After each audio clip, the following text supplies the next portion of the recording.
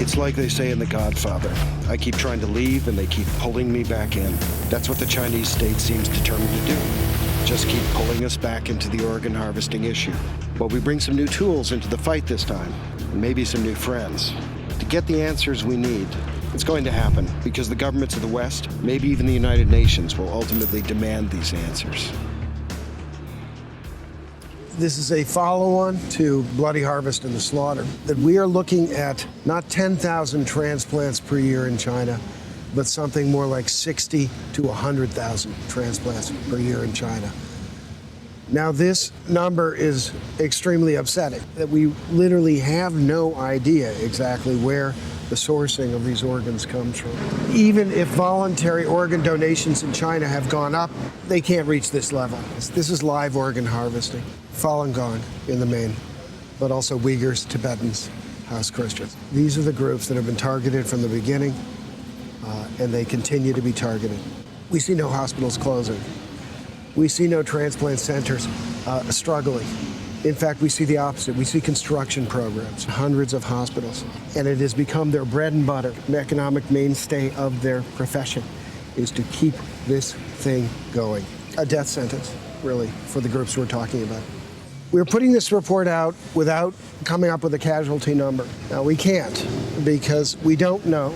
They're getting 2 organs out of a Falun Gong practitioner, 1 organ, 3 organs. It's very hard to get 3 organs tissue matched into new donors. It's very hard to do that all simultaneously, but it is possible. And for that reason, we can't come up with a clear number. What I can say is that the numbers we estimated previously for Kilgoura and Matasa, it was 2001 to 2005, 42,500 organs that were unexplained. I made an estimate from 2000 to 2008 and said 65,000 Falun Gong practitioners have been harvested for their organs. At this point, those numbers look very low. The world really does need to wake up to what is going on here. This problem has not been solved. It's gotten worse.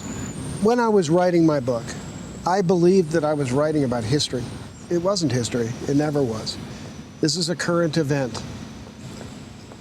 As much as I was hoping I'd sort of finish my book and move on to other subjects and other topics, I can't do that in good conscience, not with these findings. And so that's what this update is about. We hope that this report will lead to some policy changes in the West. Now, we're not expecting the Western nations to cut off economic relations with China, but we do expect that we will try to keep our own hands clean, that at least this is the minimum requirement of a Western society now. If we have people going to China to get organs, that needs to be recorded in Parliament, in the United States Congress, in the European Parliament. We should never get a question saying, well, how many of our citizens are going to China for an organ? There is no reason for medical confidentiality in this case. If somebody goes to China to get an organ at this point, in this day and age, chances are they are receiving it, they are getting an organ from a Falun Gong practitioner who was murdered on their behalf. This is critical. That's the first step. But the second step, and I think this follows very quickly from the first step, is once in our societies that we recognize this is actually happening and that our own citizens are complicit, the next step is to ban organ tourism to China. Israel did that first. Spain has followed, and just recently, Taiwan. And it was a very bold move on Taiwan's part, given the pressures from China. Now, the numbers get pretty hard to manage, so let me break it down in a pretty simple form. We're looking at about 700 hospitals, approximately. Only some of those hospitals are high-volume transplant centers. Suppose we took the high transplant centers and we assumed that they're doing 1 transplant a day. That's 365 transplants a year.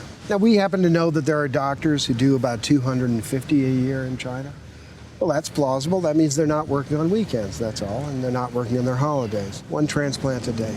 And then we take the other hospitals and we cut it in half. Say you're doing 1 every 2 days, or if you're a smaller center, you're doing once a week or twice a week at the most. Now, if we add those numbers up from these approximately 700 hospitals, what you will find is you get a number that's pretty striking.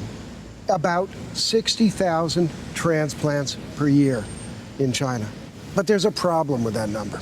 You know, we happen to know that there are some hospitals Beijing 301, a couple of military hospitals, and so forth. And especially one of them pops out, Tianjin Central Hospital. Now that hospital happens to have 500 beds. These are 500 beds dedicated to transplant patients. Now they are claiming that they have an occupancy rate well over 100%. There's a 20 to 30 day stay recovery after your transplant. That means that these 500 beds represent about 5,000 transplants.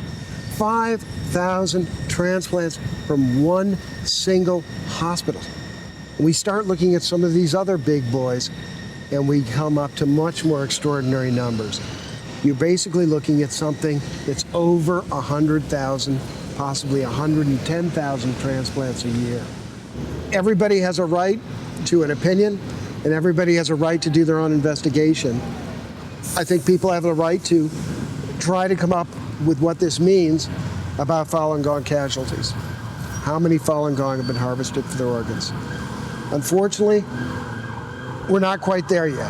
What we can say is these numbers are extraordinary, and they leave the numbers that we came up with initially in the dust.